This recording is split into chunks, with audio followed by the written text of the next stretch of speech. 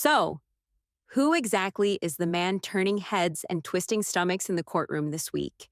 Meet Daniel Phillip, not a lawyer, not a detective, not even a former assistant with an NDA problem. No, Daniel is a former male escort and adult entertainment manager who says he got an unexpected upgrade from party gig to prosecution witness, all thanks to a job that started with a call about a missing stripper. According to Phillip, he was told it was a bachelorette party. Classy, right? But instead of balloons and bad karaoke, he walked into a luxury suite at the Gramercy Park Hotel and found something a lot darker. Cassie Ventura, Diddy's then girlfriend, and Diddy himself.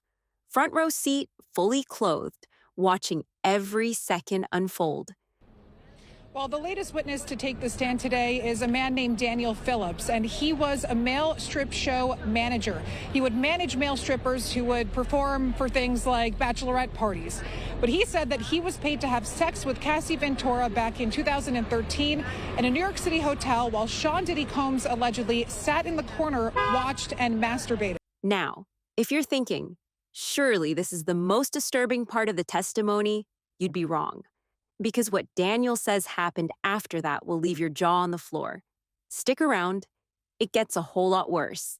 And if you're into scandalous courtroom bombshells, celebrity unravelings, and behind-the-scenes chaos they don't show you on cable news, hit subscribe. This is Chatterfuse, and we've got the inside scoop others are too scared to touch. What followed, according to Daniel, wasn't just awkward voyeurism, it was outright violence. In another alleged encounter, Phillip says he returned to the same hotel and saw something he couldn't ignore.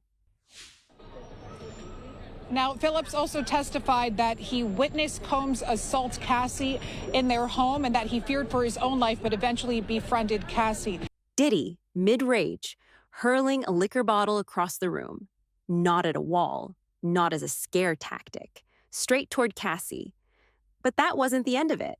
Daniel says Diddy grabbed her, dragged her while she screamed and kicked right into another room. He didn't describe a scuffle. He described a woman fighting to get away. And the details don't stop there. He claims he tried to warn her, not in passing, not as a friend, as someone who saw up close what this man was capable of. His words in court carried weight. You're not safe if you stay with him.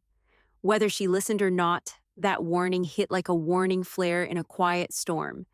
And while he didn't list bruises or scars, Daniel mentioned visible signs of damage. The kind you don't need a medical degree to recognize. It wasn't theatrical. It wasn't exaggerated.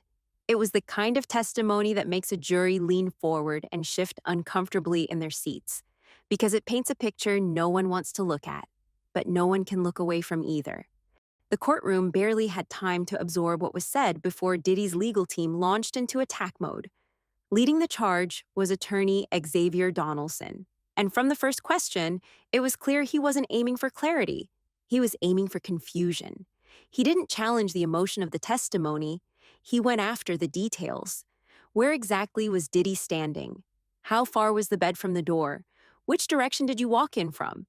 On the surface, it sounded like he was trying to reconstruct the room. But that wasn't the point.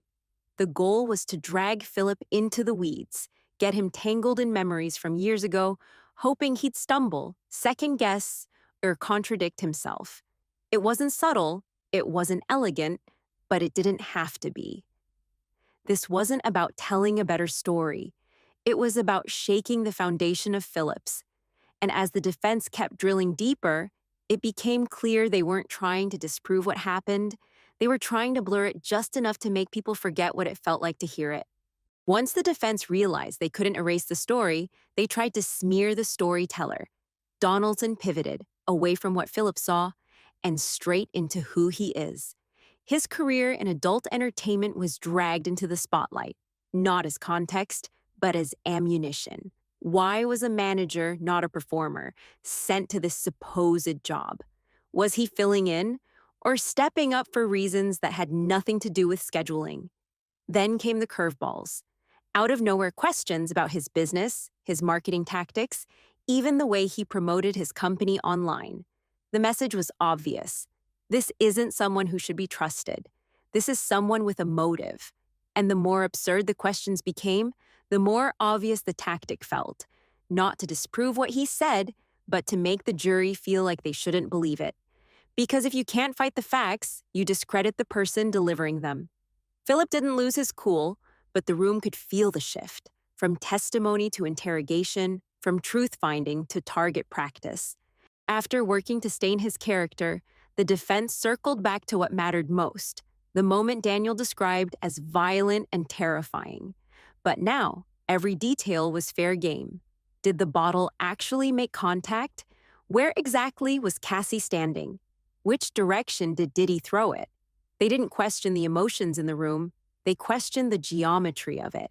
It was a deliberate attempt to turn a visceral moment into a blur of logistics. And when Phillip stood firm, saying what he saw was clear and unforgettable, the defense went colder.